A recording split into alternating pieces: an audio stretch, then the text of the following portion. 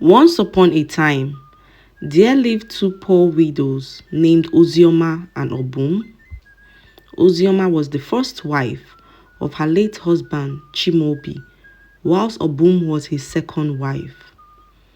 Ozioma had a daughter called Adamma, and Obum had two sons called Chibundu and Chijioke. Chimobi, their father, died many years ago following a brief illness, and his two wives and children lived together in their small huts. This was in the village of Akabo, which is a very popular village in the east. Ozioma and Obum were very poor, and they could barely feed themselves. The only thing of value they had were some palm trees, which gave them palm oil and palm nuts that they sold at the local Akabo market. Obum's sons, Chibundu and Chijioke, were very lazy and never helped Ozioma and Adamma to process palm oil and palm nuts. Adamma and her mother, Ozioma, would wake up very early in the morning to prepare some palm oil and palm nuts, which they sold at the early morning Akabo market. Selling palm oil and palm nuts did not fetch them a lot of money, as the money they got barely provided their daily meal. Ozioma and her daughter Adamma would do all the work, whilst Obum and her sons never cared to help. All they cared about was coming home to their food.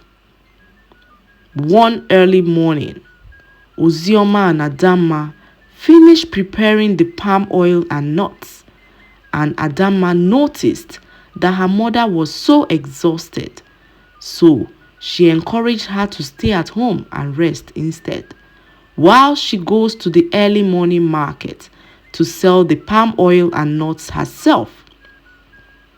Many hours later, Adamma had finished selling all the bottles of palm oil she took to the market and was now on her way back home when she suddenly heard loud screams of jubilation close by. It was the king and prince of the village passing through the market. Everyone screamed in excitement and showed their respect to the king and the prince. Adamma was scared, as she had never seen the king and prince before. What she did not know was that the king had taken note of her face in the crowd. That same evening, Adamma was breaking palm nuts when she saw two of the king's guards approaching her. They stood next to her and informed her that her presence was needed at the palace. "What have I done? Please tell me now. I always mind my business," said Adamma in fear, as she began to beckon on her mother to come. Her mother came, and the guards explained to her mother that Adamma was required at the palace on the king's orders. And Ozioma told her daughter not to be scared, as she knew she never did anything wrong, and that she should go to the palace to know why the king had requested her presence. Adamma followed the guards, and when she got to the palace, she met the king, who looked so pleased to see her. The king then began to speak, saying, "I hear that you are the famous palm oil seller, the daughter of the late leather merchant Chimobi. Your father was a very good man, and he was a dear friend of mine many years ago. This was when we were still young, and he did something for me that I will never forget in my life. So I owe him for that. When I saw you earlier in the crowd at the market, you reminded me so much about your father, and I would like to repay my debt to him. From today, you will be supplying palm oil and nuts to the palace, and I will reward you handsomely. The palace will also give you a spot to sell your palm oil produce in the choicest part of Akabo market. Once Adamma heard this, she was overjoyed and began to thank the king. She ran back home in excitement to tell her mother all that had happened. On hearing everything the king said, Adamma's mother began to dance, singing and thanking the gods for smiling down at her. However, this did not go down well with Obum, who overheard the whole conversation. Obum was filled with so much anger and jealousy. How can this happen under my watch? So this woman and her useless daughter will be working for the king? I can never let that happen. Obum was restless as she waited for her sons to come back from gallivanting around the village. When they got home, she told them of what had happened, and they began to plot on how to make sure that Ozioma and Adamma never worked for the king. Late that night, Chibundu and Chijioke set the palm trees on fire and ran away. It was not long before Adamma perceived the smell of smoke and went outside to investigate where the smoke was coming from. There she saw their palm trees on fire. Mama, our palm trees are on fire. Come out. Her mother Ozioma rushed out, and they tried all they could to stop the fire, but it was too late. By morning, the tree had burnt to the ground, leaving Ozioma and Adamma in so much pain. They cried and cried, as this looked like the end of the road for them. Their source of income burnt to the ground in one night. How will we survive? Ozioma thought to herself as tears began to gush down her eyes. Not long after, word got to the king about what had happened, and the king was furious.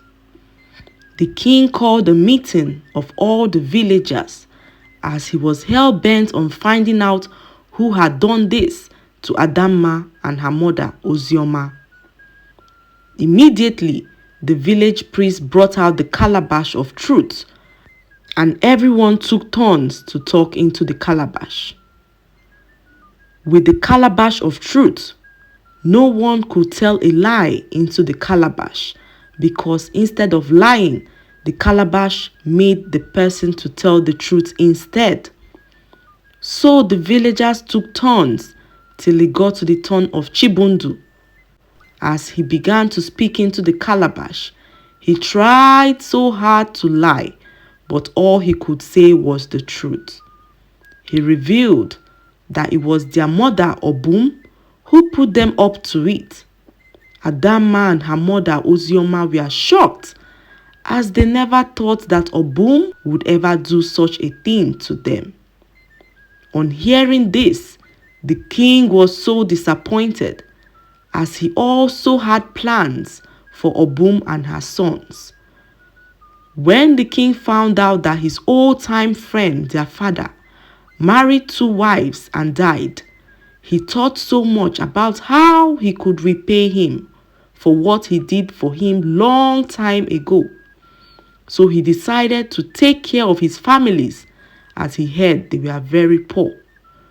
The king's plan, in addition to what he offered Ozioma and her daughter Adamma, was to also take care of Obum and her sons.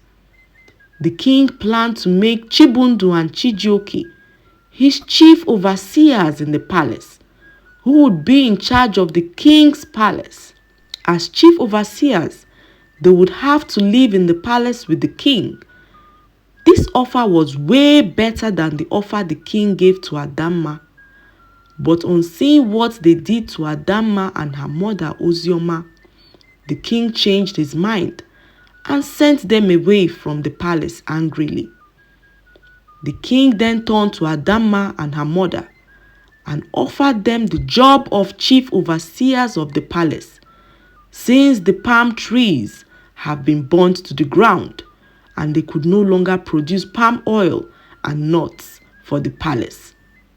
That was how Adamma and Ozioma began to live in the king's palace, and their lives changed for good.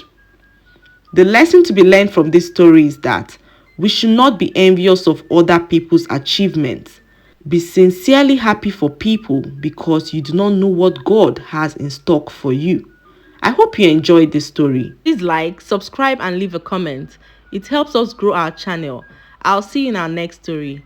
Bye.